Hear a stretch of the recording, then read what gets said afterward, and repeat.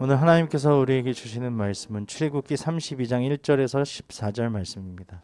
출애굽기 32장 1절에서 14절 말씀으로 제 성경으로는 구약 성경 131페이지, 132페이지 정도에 있습니다.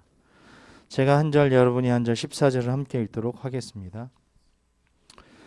백성이 모세가 산에서 내려옴이 더딤을 보고 모여 백성이 아론에게 이르러 말하되 일어나라, 우리를 위하여 우리를 인도할 신을 만들라. 이 모세 곧 우리를 애굽 땅에서 인도하여 낸 사람은 어찌 되었는지 알지 못함이니라.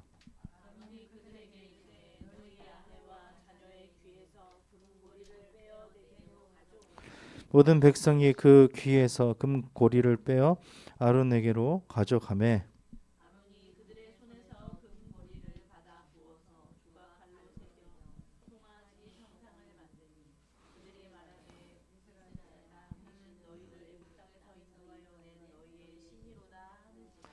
아론이 보고 그 앞에 제단을 쌓고 이에 아론이 공포하여 이르되 내일은 여호와의 절일이니라 하니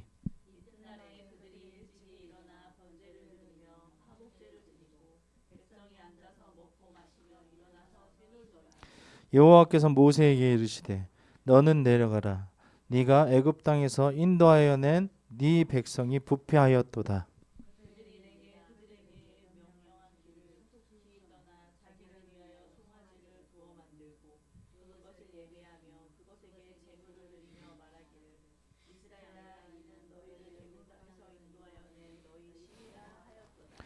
여호와께서 또 모세에게 이르시되 내가 이 백성을 보니 목이 뻣뻣한 백성이로다.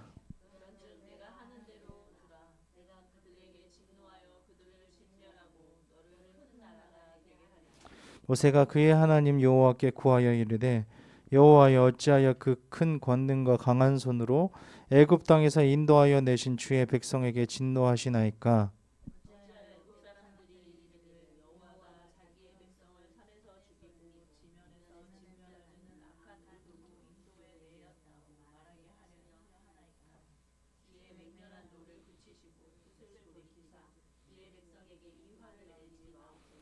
주의 종 아브라함과 이삭과 이스라엘을 기억하소서. 주께서 그들을 위하여 주를 가리켜 맹세하여 이르시기를 내가 너희의 자손을 하늘의 별처럼 많게 하고 내가 허락한 이 온 땅을 너희의 자손에게 주어 영원한 기업이 되게 하리라 하셨나이다. 여호와께서 뜻을 돌이키사 말씀하신 화를 그 백성에게 내리지 아니하시니라. 아멘. 할렐루야. 우리 하나님께 영광의 박수 올려드립시다. 지도력이라는 것이 있습니다. 리더십이라고도 하고요. 지도력이 올바른지 잘못된지에 따라서 그것이 속한 그 공동체나 나라나 민족, 그리고 어떤 교회나 단체들이 올바로 갈 수도 있고 올바르지 않게 갈 수도 있습니다. 오늘은 그것을 잘 보여주는 그런 예입니다. 잘못된 지도력은 그 공동체가 어디로 가는지 모르고 그 낭떠러지로, 그리고 결국에는 멸망으로 떨어지는 것을 볼 수 있는데요. 기준이 없는 시대, 무엇이 옳은지 무엇이 옳지 않은지가 모르는 그런 시대인 출애굽 시대에 나라도 교회도 기준이 없는 그런 시대인 그런 상황이었습니다. 지금도 그렇죠. 우리 나라가, 교회가 어떤 기준을 가지고 하나님 앞에 서야 되는지 그런 것들이 모호한 시대가 되어 가고 있는 상황입니다. 왜 교회에 다녀야 하는지, 뭘 믿어야 하는지, 그리고 왜 예배를 드리는지 모르는 시대가 되어버렸습니다. 교회에 나가서 열심히 일을 하면 하나님께서 나를 알아주시겠지 라고 생각하는 시대일 수도 있고, 우리가 50년 동안 이렇게 믿어왔기 때문에 이렇게 살아야 해 하고 생각하는 그런 리더십일 수도 있다는 것입니다. 그리고 예배의 대상이 하나님이 아닌 시대가 되어버렸습니다. 교회에 나와서 열심히만 하면 구원받는 그런 시대가 될 수도 있고, 어떤 행사를 열심히 추론해야지만 무언가를 할 수 있는 그런 시대이고, 또 그리고 하나님이 아닌 다른 것을 바라보고 살아가는, 목사님의 마음에 잘 들어야 돼, 그 교회에서 내가 열심히 해야지만 인정받을 수 있어, 다른 사람 보기에 내가 이렇게 이미지가 좋아야 해 하는 그런 시대가 되어가고 있는 것입니다. 이런 시대 가운데 우리는 어떠한 기준을 잡아야 하는지, 잘못되지 않은 올바른 리더십이나 이 지도력은 무엇인지, 결국 우리가 따라가야 하는 그 모든 예배와 교회와 앞으로의 모든 일들은 무엇이 되는지 말씀을 통해서 오늘 한번 깨닫기를 소망합니다. 아멘. 오늘 본문을 보시면 모세가 산에서 내려오지 않자, 신의 산이죠. 이스라엘 백성들은 자신들을 인도할 신을 만들어 줄 것을 아론에게 요구합니다. 이러한 이유가 무엇이냐면 이스라엘 백성들은 그동안 우상을 만들어 섬기던 애굽에서 오랜 세월을 영향받고 살아왔기 때문에 그렇죠. 그리고 출애굽 이후에 이들은 모세를 하나님의 대리자로 여겨왔었습니다.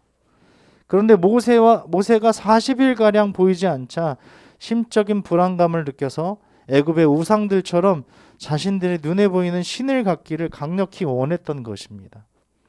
이에 아론은 주체 없이, 지체하지 않고 금고리를 모아 금송아지를 만들고 그 앞에 단을 쌓고 이스라엘로 하여금 이것이 여호와야, 그것에게 번제와 화목 제사를 드리게 하자라고 이야기합니다. 이스라엘은 금송아지가 자신들을 애굽에서 건져낸 신이라고 공포하는 그런 반역을 저지르고 있는 것입니다. 이에 하나님께서는 모세에게 이스라엘 백성을 진멸하시겠다고 말씀하시는데, 오늘 이 말씀을 통해서 우리에게 어떤 말씀을 하시는지 한번 보시겠습니다. 7절과 8절을 함께 읽겠습니다. 여호와께서 모세에게 이르시되 너는 내려가라. 네가 애굽 땅에서 인도하여 낸 네 백성이 부패하였도다. 그들이 내가 그들에게 명령한 길을 속히 떠나 자기를 위하여 송아지를 부어 만들고 그것을 예배하며 그것에게 제물을 드리며 말하기를 이스라엘아, 이는 너희를 애굽 땅에서 인도하여 낸 너희 신이라 하였도다. 아멘. 하나님께서는 금송아지를 만들어 자기들의 신이라고 숭배하는 이스라엘을 보시고 네가 애굽 땅에서 인도하여 낸 너의 백성 이 부패하였다라고 탄식하고 계십니다. 여기에 보면 이 송아지 형상이라고 하는 이 금송아지는 무엇이냐면 그 애굽의 이집트의 정말 가장 유명한 신이에요. 아피스라고 하는 어떤 황소 우상입니다. 그래서 애굽인들이 주신으로, 자기들의 주인이며 신으로, 주신으로 가장 첫 번째 신으로 섬기던 우상인데요. 당시 애굽 사람들은 젊고 힘 좋은 이 황소 혹은 암소를 성관계와 다산의 상징으로 보고 섬겼습니다. 그래서 이 신이 우리를 잘 살게 해줄 거야, 많은 자식을 줄 거야, 그리고 많은 먹을 것과 많은 부를 우리에게 선물할 거야 라고 믿고 있었던 것이죠. 그들의 이 예배가 하나님의 방법을 따르지 않았기 때문에 하나님께서는 탄식하고 계시는 것입니다. 예배가 아니라 무엇이 지금 잘못되었습니까? 대상이 잘못된 것입니다. 누구를 예배해야 합니까? 하나님을 예배해야 됩니다. 우리는 하나님만 예배해야 될 줄로 믿습니다. 아멘. 다른 것을 우선시하는 것은 잘못된 것입니다. 그것을 나를 잘 살게 해줄 거야, 나에게 좋게 해줄 거야, 나를 성공하게 할 거야 하는 모든 것들은 다 잘못된 것입니다. 우리를 살게 하시고 우리를 결국에 하나님 나라 가게 하시는 분은 하나님 한 분이십니다. 그렇게 믿으십니까? 아멘. 대상을 바로 하는 것이 중요합니다. 우리가 왜 교회에 다니는지, 가정을 이루고 있는지, 그리고 무엇을 믿고 있는지, 무엇을 위해 살아가고 있는지, 이것은 모두 하나님이라는 것입니다. 그것을 우리가 믿고 우리 자녀들에게 보여주고 그렇게 가르쳐줘야 할 줄로 믿습니다. 아멘. 이스라엘 백성들의 예배는 자신들의 만족을 채우기 위한 가증한 예배였습니다. 나는 이렇게 예배드려, 나는 이렇게 예배드려, 우리 목사님 설교 이렇게 좋아. 이거는 다 가증한 설교입니다. 가증한 예배이고, 누구만 드러나야 할 줄로 믿습니까? 하나님만 드러나야 합니다. 하나님 너무 좋으셔, 나 하나님 너무 좋아, 하나님 너무 사랑해, 나 죽을 때까지 하나님을 바라보고 예배하고 너무 좋으신 하나님과 함께 살아갈 거야 라고 이야기하는 것이 가장 중요하다는 것입니다. 비록 여호와의 이 절일이었지만 그들이 먹고 마시며 뛰놀던 곳에는 하나님께서는 계시지 않았다는 것입니다. 금송아지를 하나님이라고 믿고 그렇게 숭배하고 제사하였다는 것입니다. 우리는 하나님께서 원하시는 방법으로 하나님을 예배하고 섬겨야 할 줄로 믿습니다. 아멘. 다른 것 다 치우고 하나님을 예배하는 것, 하나님을 경배하는 것, 하나님이 기뻐하시는 것, 아버지의 방법대로 기도하고 찬양하고 말씀 듣고 살아가는 것, 이것이 가장 하나님 기뻐하시는 삶이심을 믿으며 살아가기를 주님의 이름으로 축원합니다. 아멘. 9절과 10절을 함께 읽겠습니다. 여호와께서 또 모세에게 이르시되 내가 이 백성을 보니 목이 뻣뻣한 백성이로다. 그런즉 내가 하는 대로 두라. 내가 그들에게 진노하여 그들을 진멸하고 너를 큰 나라가 되게 하리라. 아멘. 하나님께서는 이스라엘 백성들을 향하여 목이 곧은 목이 뻣뻣한 백성이라고 책망하십니다. 그리고 이스라엘을 진멸하시고 하나님께서 약속하신 나라는 모세를 통해서 반드시 이루겠다고 말씀하시고 계십니다. 이 지금 10절의 말씀은요, 굉장히 진지한 말씀입니다. 이스라엘과의 관계를 끊겠다라고 진노를 바라신 것입니다. 하나님께서는 이스라엘과의 관계를 끊으시고 모세를 통해서 새로운 나라를 세우시려고 하셨습니다. 단 한 명이라도 하나님의 뜻에 부합한 사람이 있다면 그 사람을 통해서 하나님의 나라를 세우시는 줄로 믿습니다. 아멘. 이삭이 있었습니까? 아브라함에게 어떤 아들이 있었습니까? 하나님은 그렇게 하나님의 뜻을 이루시는 줄 믿습니다. 하지만 모세의 간절한 중재로 인해서 하나님께서는 진노를 그치시고 그 뜻을 돌이키시는 것을 우리가 볼 수 있습니다. 얼마나 인격적이시고 사랑이 많으시고 하나님의 뜻에 부합한 그 기도를 통하여서 하나님께서는 그 기도를 들으시는 줄 믿습니다. 여기서 모세의 중재는 장차 하나님과 인간 사이를 궁극적으로 화해시키신 예수 그리스도의 중보 사역을 예표하는 것이었습니다. 예수님은 우리의 중보자이십니다. 예수님이 또 부활하셔서 승천하시면서 우리에게 보내주셨죠. 성령님이 우리의 중보자가 되십니다. 그분이 우리를 하나님과 연결시켜 주시고 우리의 기도를 응답받게 해주시고 또한 우리가 하나님의 뜻을 따라서 기도하게 하시는 줄 믿습니다. 하나님의 말씀을 들을 때 우리가 생각나게 하시고 깨닫게 하시고 그 말씀으로 살아가게 하시는 그 중보자 하나님을 찬양합니다. 아멘.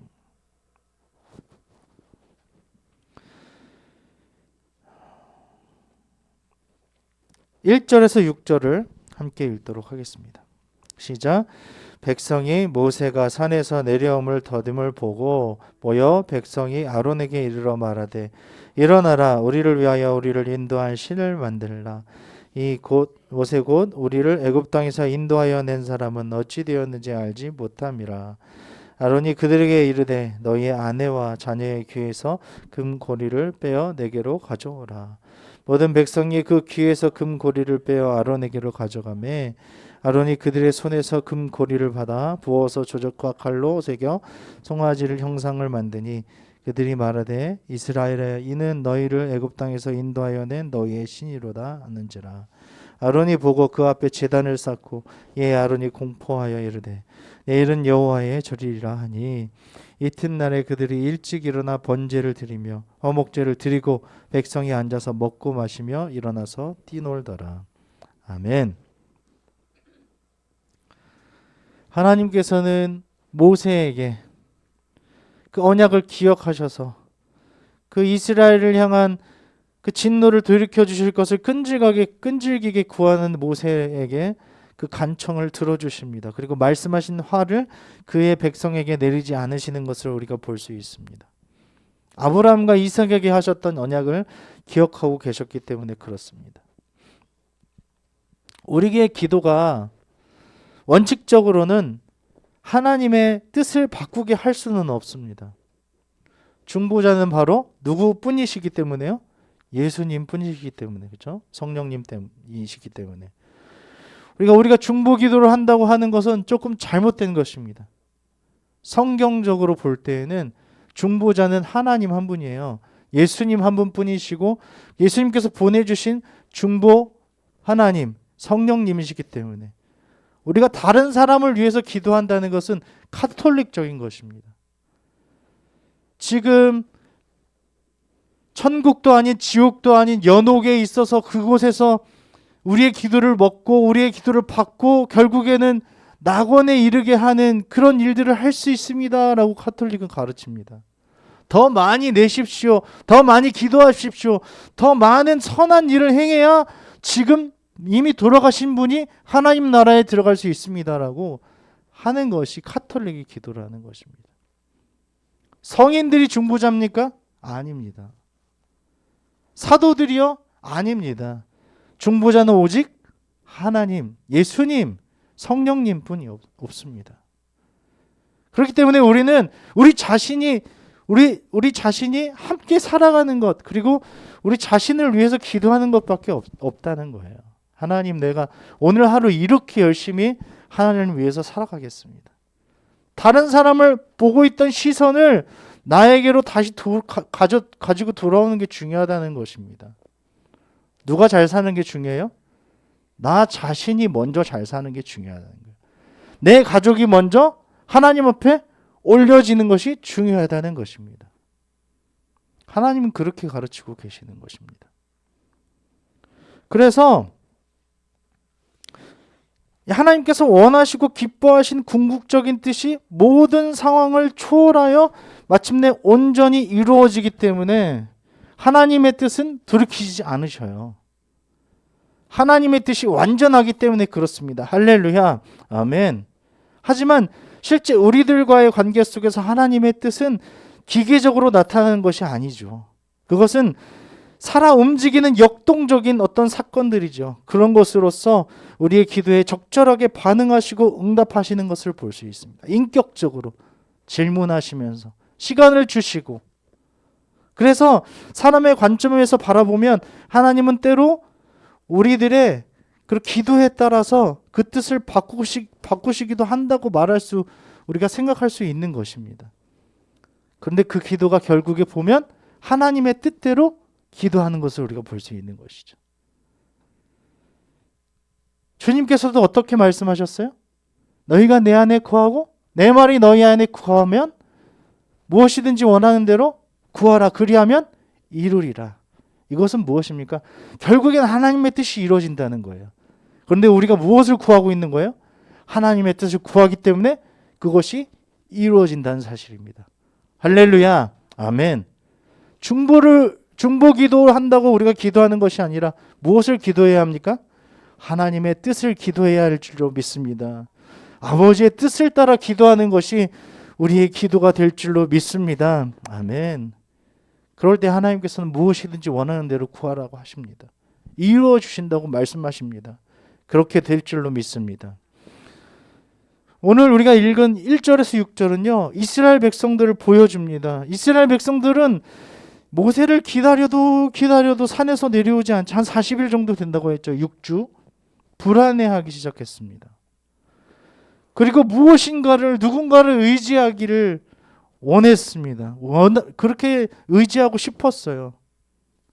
어떤 사람을, 어떤 목회자를, 어떤 것을 의지하는 것처럼 의지하고 싶었다는 거예요. 그래서 아론에게 자신들을 위하여 우리를 인도한 신을 만들려고 합니다. 특히 본문은 잘못된 지도력이 공동체에 얼마나 큰 불행을 가져오는지를 보여주고 있는 것입니다. 아론을 보십시오. 2절을 다시 한번 읽어볼까요?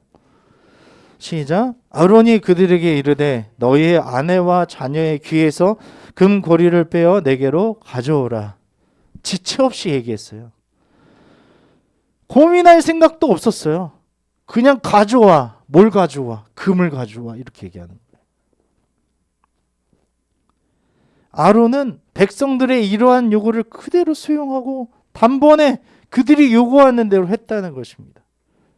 잘못된 지도력은 이렇게 멸망으로, 하나님께서 뭐라고 하십니까? 탄식하시면서 다 멸할 것이야 라고 말씀하시지 않습니까? 큰 불행을 가져오는 것입니다. 백성들을 인도해야 할 자신의 본분을 잃어버린 것입니다. 지도자는 매우 중요합니다. 그리고 매우 심사숙고해야 되고 지혜로워야 할 줄로 믿습니다. 지난주에 하나님의 그 모든 물건들을 만들고 이것을 사용하시는 하나님의 그 모든 사람들은 지혜를 주시고 지식을 주시고 실행할 능력을 주신다고 하지 않으셨습니까? 그 전에 무엇을 주신다고 하셨습니까? 성령으로 충만케 하신다고 하셨습니다.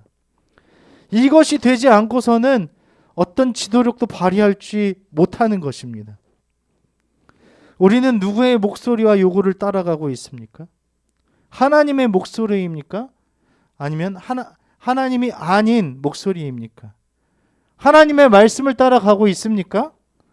하나님만이 우리의 주이시며 구원이심을 고백하며 하나님만을 경배하고 사랑하시기를, 그리고 예배하시기를 우리 주님의 이름으로 축원합니다. 아멘. 히브리서 12장 1절 2절에는 이런 말씀이 있습니다.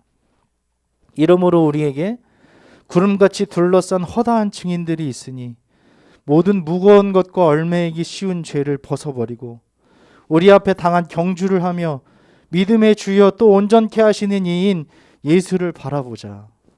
그는 그 앞에 있는 기쁨을 위하여 십자가를 참으사 부끄러움을 개의치 아니하시더니 하나님 보좌 우편에 앉으셨느니라.